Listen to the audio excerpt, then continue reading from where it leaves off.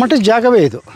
ಹೇಗಿತ್ತು ಮುಂಚೆ ನೋಡಿದಾಗ? ಇವಾಗ ಮಾರ್ಪಾಡಾಗಿದೆ ಅನಿಸ್ತಾ ಇದೆ. ಮಾರ್ಪಾಡಾಗಿದೆ ಅಂತಂದರೆ ಕಟ್ಟೆಯನ್ನು ಕಟ್ಕೊಂಡಿದ್ದಾರೆ. ಮೊದಲಿನ ಕಟ್ಟೆಗಳು ಈಗೆಲ್ಲ ಹೊರಟೋಗಿದ್ದಾವೆ, ಗೊತ್ತಾಯ್ತಾ? ಇಲ್ಲೆಲ್ಲ ಈ ರೀತಿಯಾಗಿ ಕಲ್ಲುಗಳ ಮೂಲಕವಾಗಿ ನಾವು ಅರಸ ಅಂತ ಹೇಳ್ಕೊಂಡು ಹೇಳಲಿಕ್ಕಾಗತ್ತೆ. ಮುಂಚೆ ಈ ರೀತಿ ಇಂಥದೇ ಅರಸ ಅಂತ ಅನ್ನುವಂಥದ್ದಕ್ಕೆ ಲಿಖಿತವಾಗಿ ಏನಿಲ್ಲ, ಶಾಸನಗಳನ್ನು ಬರ್ಸಿಲ್ಲ. ಹೌದು, ಲಿಖಿತವಾಗಿ ಏನಿಲ್ಲ. ವೀರಭದ್ರ ನಾಯಕಂದು ಇಲ್ಲಿಲ್ಲ. ಮೊದಲನೇ 1639 ಬಂದಲ್ಲ ವೀರಭದ್ರ ನಾಯಕ, 14 ವರ್ಷ ಆಳ್ವಿಕೆ ಮಾಡಿದ್ನಲ್ಲ, ಅವನದು ಕಂಡ್ಲೂರಲ್ಲಿದೆ, ಗೊತ್ತಾಯ್ತಾ? ಇಲ್ಲಿಲ್ಲ. ಇದು ಯಾರ್ದು ಅಂತ ಅನ್ನುವಂಥದ್ದನ್ನ ಕರೆಕ್ಟಾಗಿ ಹೀಗೆ ಅಂತ ಐಡೆಂಟಿಫೈ ಮಾಡ್ಲಿಕ್ಕೆ ಆಗುದಿಲ್ಲ. ಒಟ್ಟಾರೆಯಾಗಿ 10 ಜನದ್ದು ಸಮಾಧಿ. ಆದರೆ ಒಂದು ಮಾತ್ರ ಕರೆಕ್ಟಾಗಿ ನಮಗೆ ಐಡೆಂಟಿಫೈ ಮಾಡ್ಲಿಕ್ಕೆ ಆಗತ್ತೆ ಅಂತ ಅನ್ನುವಂಥದ್ದಕ್ಕೆ ಶಿವಪ್ಪನಾಯಕಂದು ಇಲ್ಲಿ ಹೇಗೆ ತೋರಿಸ್ತೀನಿ ನಿಮಗೆ.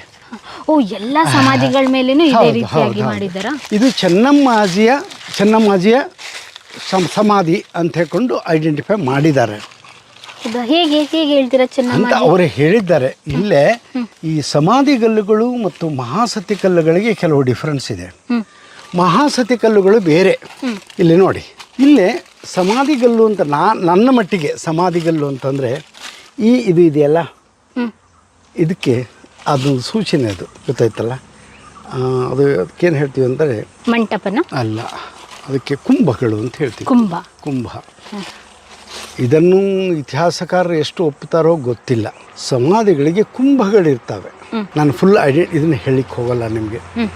ಅದರಿಂದ ಇದು ಚೆನ್ನಮ್ಮಾಜಿಯ ಸಮಾಧಿ ಅಂತ ಹೇಳ್ಕೊಂಡ್ಬಿಟ್ಟು ಇದನ್ನು ಹಡ್ಡಿದ್ದಾರೆ, ತೋಡಿದ್ದಾರೆ, ಆಯ್ತಾ? ನಿಧಿಗೋಸ್ಕರ. ಹೌದು. ಇದು ಸೋಮಶೇಖರ ನಾಯಕಂದು ಅಂತ ಹೇಳ್ತಾರೆ. ಅಂದರೆ ಇದಕ್ಕೆ ಯಾವುದೇ ಥರದಿಂದ ಇದೇ ಇಲ್ಲ.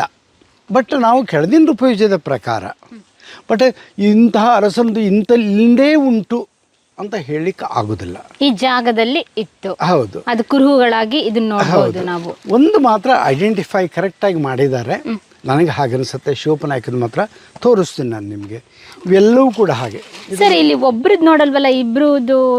ಹೌದು, ಯಾಕಂತಂದ್ರೆ ಒಬ್ಬ ಹೋದ್ಮೇಲೆ ಅವಳು ಕೂಡ ಒಬ್ಳು ಹೋಗ್ತಾಳೆ, ಸಹಗಮನ ಮಾಡ್ಕೊಳ್ತಿದ್ರು. ಸತಿ ಸಹಗಮನ ಪದ್ಧತಿ.